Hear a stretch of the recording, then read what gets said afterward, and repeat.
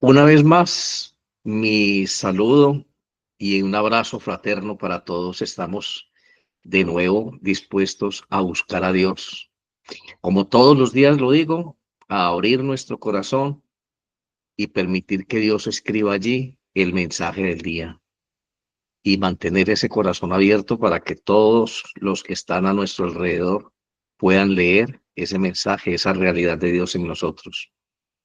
Hoy, como todos los días, empecemos entonces en el nombre del Padre, del Hijo y del Espíritu Santo y digamos a Dios lo siguiente.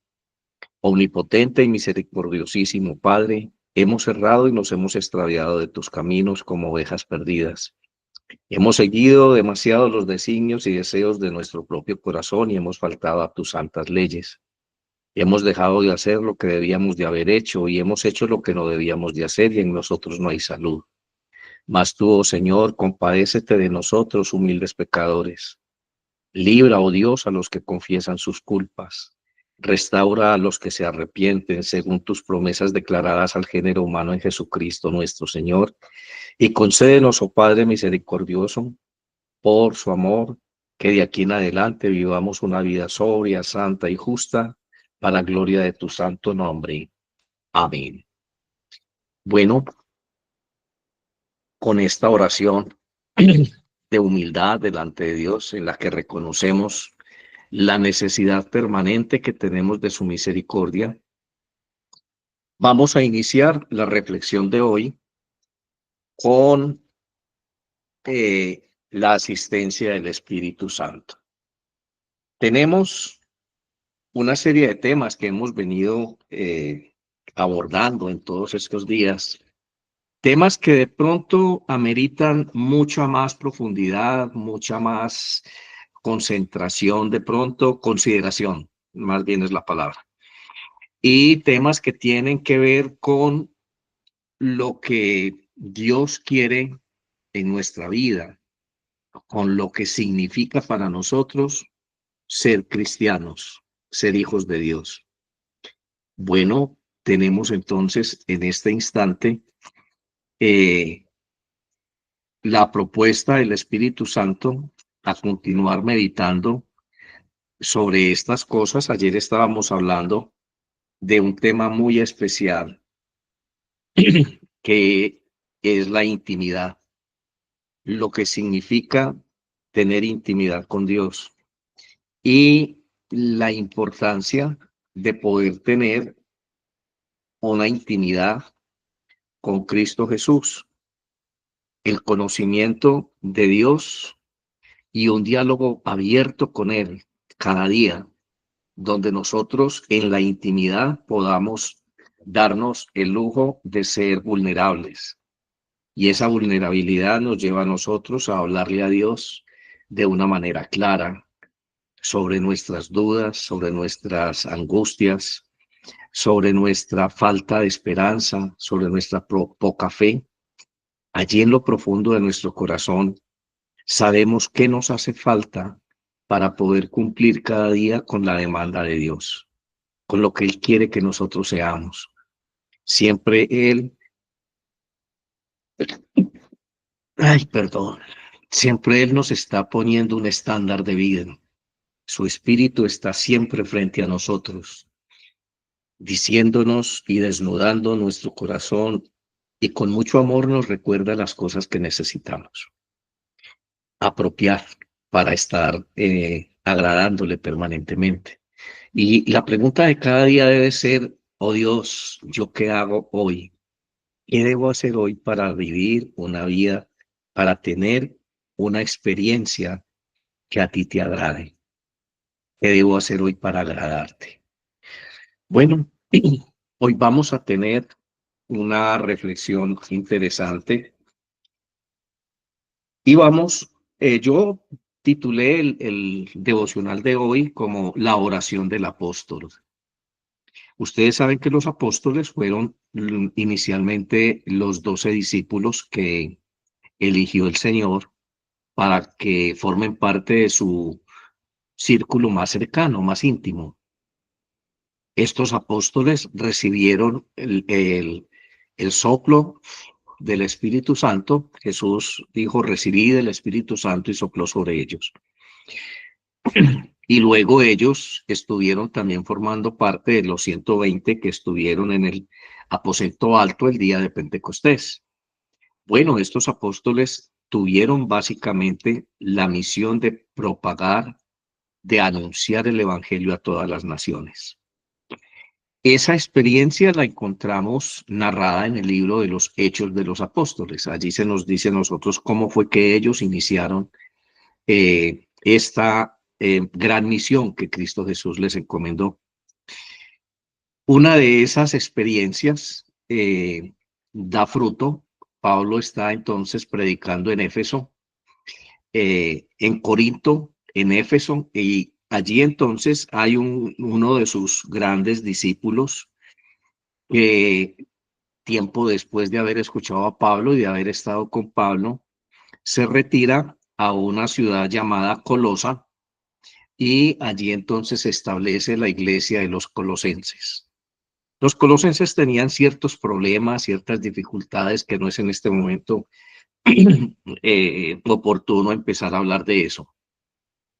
Pero Pablo hace una carta para ellos, inicia dándole gracias a Dios por ellos, por la vocación cristiana, por su amor entre ellos.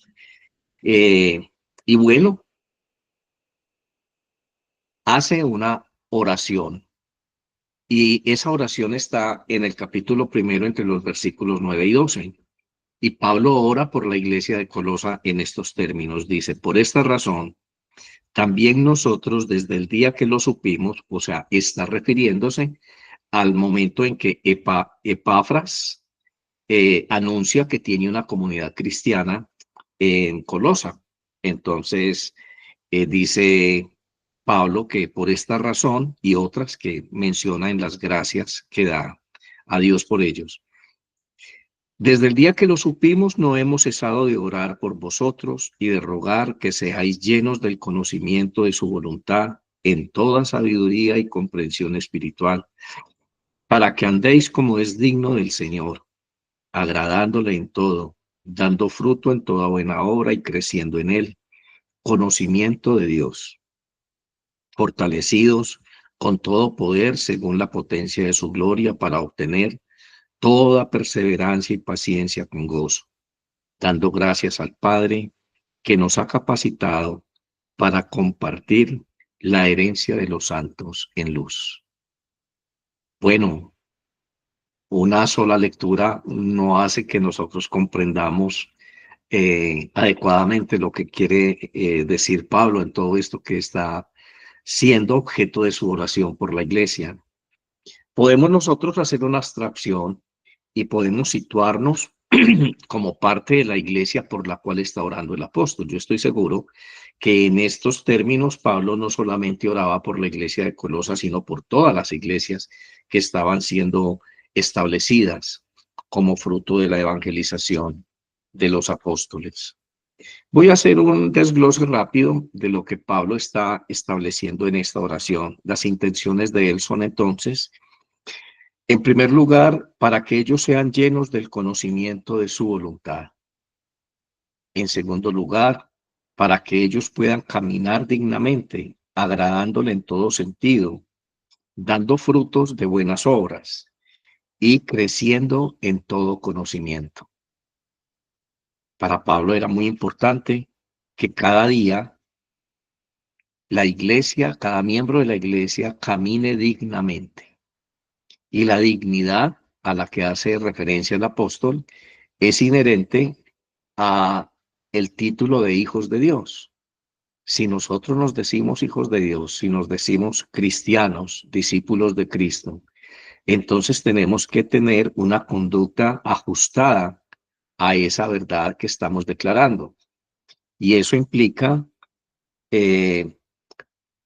ser agradables a Dios en todo lo que hagamos, en todo lo que pensemos, en todo lo que decimos, dando frutos de buenas obras, obrando siempre para que el reino de Dios crezca, para que el reino de Dios sea evidente en las personas que están alrededor nuestro. y creciendo en conocimiento.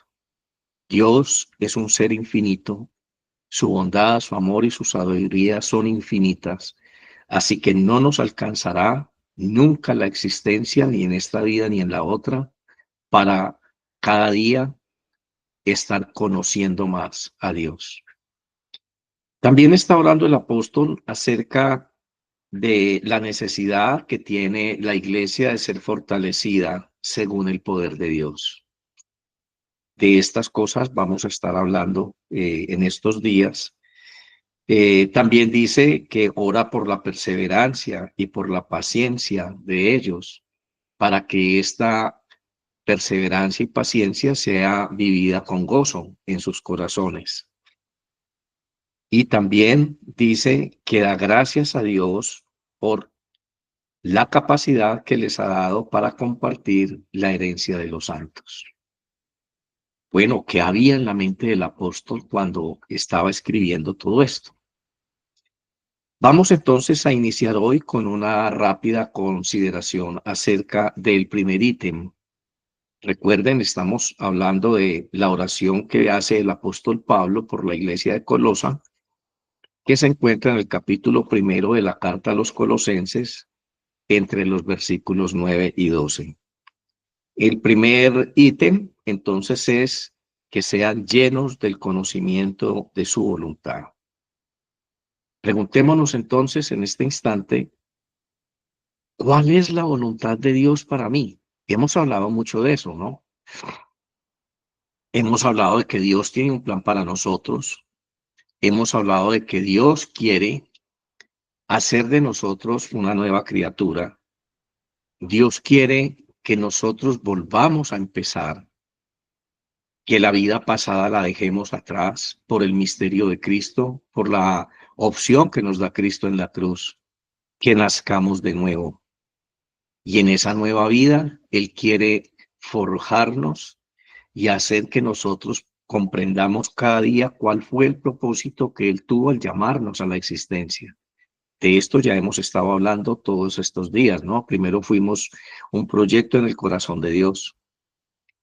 Pero en el fondo, ¿cuál es el deseo? ¿Qué es lo que Dios quiere de nosotros? Bueno, estamos frente a un Dios que es inmutable. Y un Dios inmutable quiere decir que es un Dios que no cambia. Insisto en que algunas personas se obstinan en decir que el Dios del Antiguo Testamento es diferente al Dios del Nuevo Testamento y no es así. En el fondo, el mensaje revelado, el propósito de Dios es el mismo. Dios no cambia. Así que cuando nosotros leemos el profeta Miqueas en el capítulo 6, en el versículo 8, responde directamente esta pregunta que estamos formulando. Dios dice, oh hombre, Él te ha declarado lo que es bueno y que es lo que Dios espera de ti. Solamente practicar la justicia, amar la misericordia y andar humilde ante tu Dios y ser humilde ante tu Dios. Solamente amar la justicia, o sea, practicar la justicia, amar la misericordia y ser humilde ante Dios. Esas tres cosas es lo que Dios quiere de nosotros. Y ya se lo declaraba al profeta Miqueas. ¿Qué significa en el fondo ser cristiano? Exactamente eso. Amar la justicia. ¿Y cuál es la justicia o cuál es el criterio de justicia para la mentalidad cristiana? Pues la justicia nosotros la vemos realizada en la cruz. Adán y Eva pecaron y toda la raza humana contaminó su mente, se degradó. Ya en su mente no solamente existía el bien, sino que también ahora existía la malicia, el mal. Bueno, hacer justicia es resarcir ese grave daño que hizo el pecado en la naturaleza humana. Hacer justicia fue lo que Cristo Jesús hizo. Tomó naturaleza de hombre, naturaleza humana, y nunca pecó. Él mismo se ofreció como víctima en el tiempo de la Pascua y se ofreció como una víctima perfecta. Ya no se trataba de animalitos, sino que él era la víctima perfecta. Ya no se necesitaron más sacrificios por el pecado. Él fue el sacrificio perfecto. Y la justicia entonces se operó en el momento en que él como hombre lo hizo. Y entonces Pablo dice que así como por un hombre que fue Adán entró el pecado en el mundo, por otro hombre que es Jesucristo vino la salvación, la restauración. Allí es donde cobra sentido esta palabra que tanto mencionamos nosotros, la restauración. Cuando tú crees en Jesucristo, cuando tú sabes la bondad y comprendes perfectamente la bondad de lo que Él hizo en la cruz, sabes que Él lo hizo por ti, por amor a ti, a todo el género humano, y que siendo discípulo del Señor, caminando por sus pasos, trasegando el sendero que Él dejó marcado, nosotros vamos también a llegar a la presencia del Padre. Eso es lo que San Pablo está diciendo en la última petición a Dios por los colosenses. Dice, y dando gracias a Dios por habernos capacitado para compartir la herencia de los santos. San Pablo lo tenía bien claro y su oración por la iglesia era eso. Ahora, ¿cómo nos capacita el Señor? Pues haciendo todas estas cosas, practicando todas estas cosas que Pablo enumera como petición a Dios por la iglesia.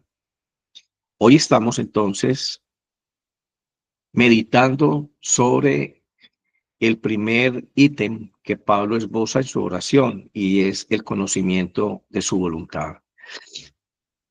Y estamos diciendo que el Dios inmutable y perfecto ya había respondido esa pregunta en el libro del profeta Miqueas, en el capítulo 6, en el versículo 8, dice que lo que él quiere de un hombre o de los hombres es que hagan justicia, que amemos la misericordia y ser humildes ante Dios.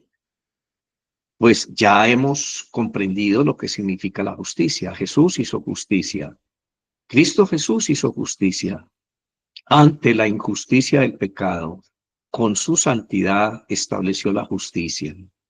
Juntamente con la justicia, el hombre recibió la misericordia de Dios. Esa justicia que hizo propició, Cristo Jesús en la cruz, dio un espacio amplio y sin límites al amor de Dios en la vida de cada ser humano. O sea, la plenitud de su misericordia se derramó sobre la creación. Ya no era una misericordia parcial, ya no era una misericordia que tenía que estar encajada en los condicionamientos de la ley del Antiguo Testamento. Ahora es una misericordia plena. Ahora es un amor que Dios derrama sobre su creación por la obra de Cristo. Y nosotros amamos la misericordia cuando comprendemos ese amor que Dios derrama sobre nuestra vida a raíz del sacrificio de Cristo Jesús. Entonces entendemos dos cosas, que Cristo Jesús propició la justicia para mí y entonces el amor de Dios vino sobre mi vida y ese amor yo lo comprendo en términos de libertad. Puedo dejar de ser esa criatura vieja, esa criatura antigua que estaba sometida al pecado, que vivía esclavo del pecado.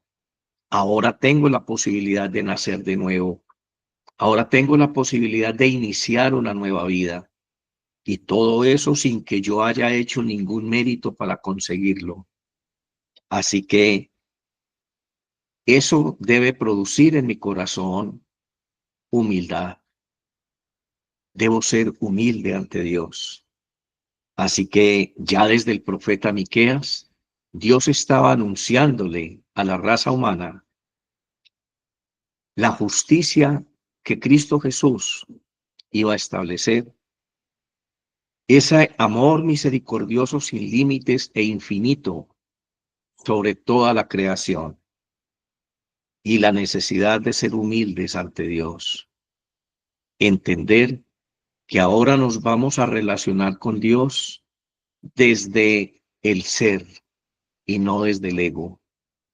Hay dos formas en las cuales nosotros nos relacionamos con las personas, con nuestros semejantes. Una forma es desde el ego. El ego siempre está hablando de mí. Entonces priman mis consideraciones, priman mis propósitos. El ego exige, el ego domina, el ego se enseñorea del otro. El ego es egoísta, el ego es arbitrario, el ego es injusto. Por eso son tan complicadas las relaciones humanas entre nosotros cuando no tenemos a Cristo Jesús. Pero cuando nosotros nos aprendemos a relacionar desde el ser, entonces preguntamos, ¿quién es el ser? ¿Quién soy yo? Y la única respuesta que podemos encontrar desde la teología es, yo soy un hijo de Dios. Y soy un hijo de Dios porque Cristo Jesús lo hizo posible. Esa convicción, esa certeza profunda debe hacer en mí un ser humilde ante Dios. Entonces, cuando yo empiezo a relacionarme con los demás desde el ser, desde esa vivencia interna de Cristo Jesús en mi corazón, entonces la justicia y el trato justo y honesto es evidente.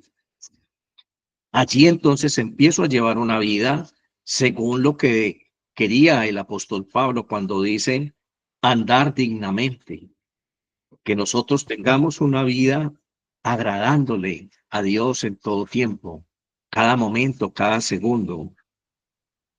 Es allí cuando nosotros damos frutos de buenas obras y crecemos en conocimiento. Qué importante es nosotros poder comprender cómo en Cristo Jesús tiene sentido toda nuestra existencia. Recuerda, nos podemos relacionar desde el ego o nos podemos relacionar desde el ser. Y cuando nos preguntamos desde el ser, ¿qué significa eso para mí? ¿Quién soy realmente? Entonces, tengo una respuesta por la misericordia de Dios. Soy un hijo de Dios. Y esa condición, ese estado de dignidad, lo pude adoptar, lo pude obtener única y exclusivamente por el sacrificio de Cristo. Él lo hizo posible. Así que amar la misericordia es amar nuestra salvación. Amar la misericordia de Dios es no cesar de darle gracias a Dios porque nos hizo dignos de estar capacitándonos cada día para compartir la herencia de los santos. El pecado había mutilado la posibilidad de que el hombre viviera eternamente junto a Dios, porque tenía su imagen y su semejanza, porque fue hecho para gobernar la creación. Satanás nos odia y nos quitó esa opción, eliminó esa opción y nos enemistó con Dios.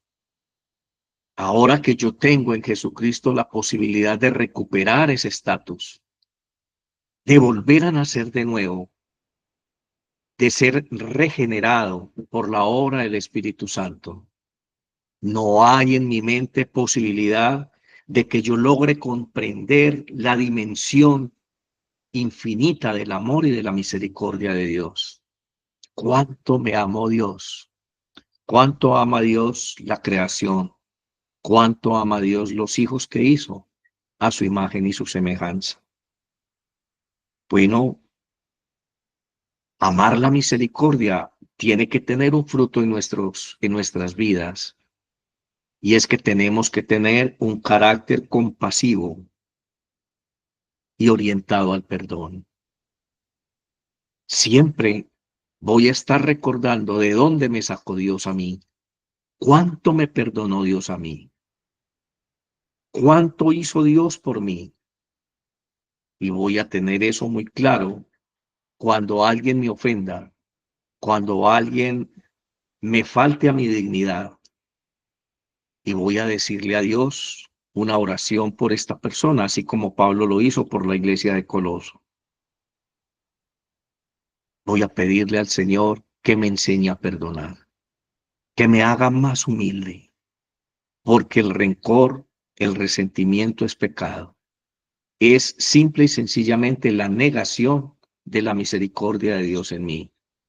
Jesús habló de esto varias veces, cuando ponía ejemplos y decía que a un hombre se le perdonó una deuda grande, y cuando salió de la presencia del Señor que le perdonó la deuda, se encontró a una persona que le debía muy poco y se enfureció con esta persona y lo envió a la cárcel hasta que no le pagara lo poco que le debía. Entonces el Señor lo reprendió y le dijo, ¿por qué era tan inmisericordia? Y también lo envió a la cárcel. Se nos olvida de dónde venimos, se nos olvida de dónde nos está sacando Dios. Así que no hay excusa para no perdonar. No hay excusa para mantener el cáncer del odio en nuestro corazón.